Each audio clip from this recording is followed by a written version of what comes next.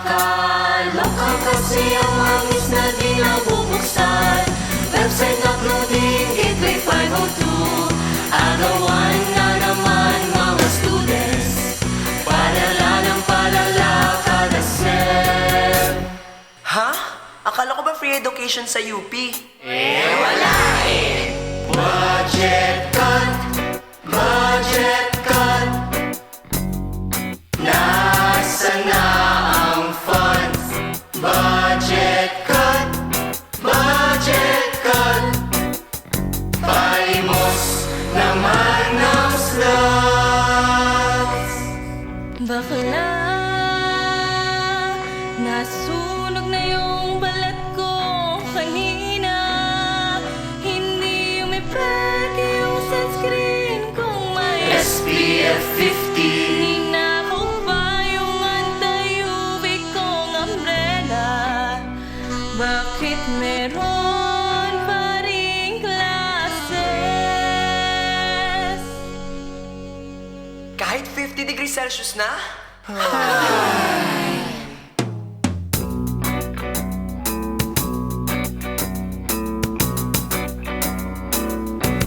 Kababalik ko lang sa universidad. Napilitan magluwa kasi hindi afford. Kami raw may kasalanan, ba't kami delayed? Bakit ba sa estudyante nyo dinidien? Hoy, hoy, hoy, kayo kaya ang tunay na walang suporta. Suporta pampaaral at pagkain ninuya. Kailangan magpaawa, mabigyan lamang ng pera. Kulang na lang ay lumuhod sa kanilang opisina. Hala, bakit po? Malala kasi yung sistema dito eh. Katakot ma-delay. Takot ako. Ang daming papeles para lang mapatunayan na ikaw ay naghihirap at ika'y nasa laylayan. Sa namakmak na scholarship, ang pinipilit na kuhanin na makakalat ng suporta at sarili ay buhayin. Papeles, ang daming kailangan na kuhanin para lang maitaguyod ang requirements of course. Kulang-kulang sa student space, expected na titisin. Malamok at magabo, tapos wala pang ventilation. Disasters, Ang dami ng bagyo, wala pa rin plano. resilient, wala kasi kaming choice. SU, student building, ang hirap ng magamit. Saan tayo lulugas sa ganitong sitwasyon? Flourishing! Sa stabs, marami yan. Private partners as they call it. Uy, may bagong kainan. They even made a deal para magawa ang rehearsal. Ngunit sarado na't lahat, wala pa rin nasimulan. Naghahanap ng dorm? Ang mahal naman yan. Uy, walking distance lang. Pero 10K na parang condominium. Kaso sa ng gigit at ang daming ibis na budget cut, budget cut. Nasaan na ang funds? Budget cut, budget cut. Malilimos sa mayayamang kumpanya.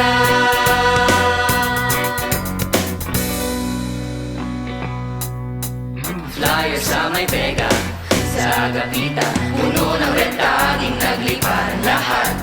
Sinong terorista? Ikaw ba ay terorista? Leader, estudyante, target na naman. Bakit sa dami ng kinakaharap natin, sila bang mga progresibo at nananawagan ang inaapi ng basistang estado?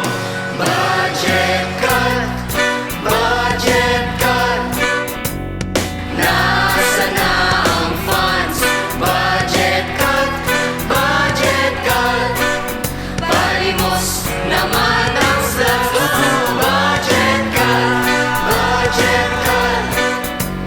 Nasaan na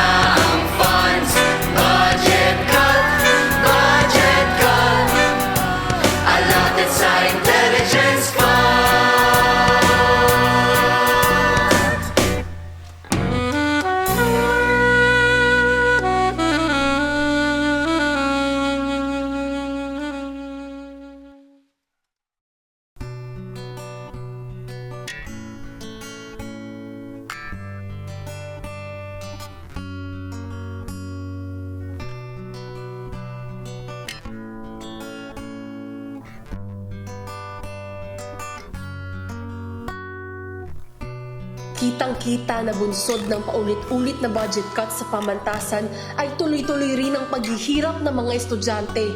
Kulang sa dekalidad na student spaces kung kaya't nagtitiis sa mga estudyante sa mainit, sira-sira at masikip na espasyo.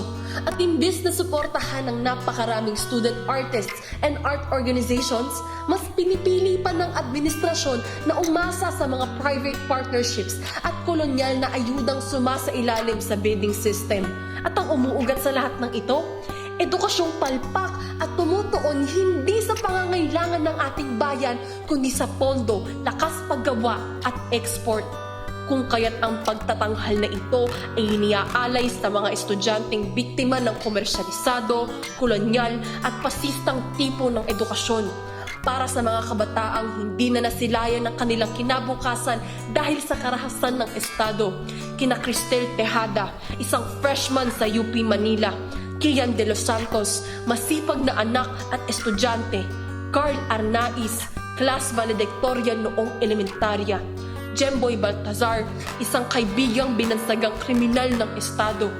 Para sa mga desaparecidos, kina Rizalina Ilagan, isa sa mga nagtatag ng panday sining sa UPLB, Jessica Sales, guro at miyembro ng College Editors Guild of the Philippines, Jerry Faustino, ulirang leader ng UP Student Catholic Action, Christina Catala, full-time na aktivista ng mga maggagawa at magsasaka.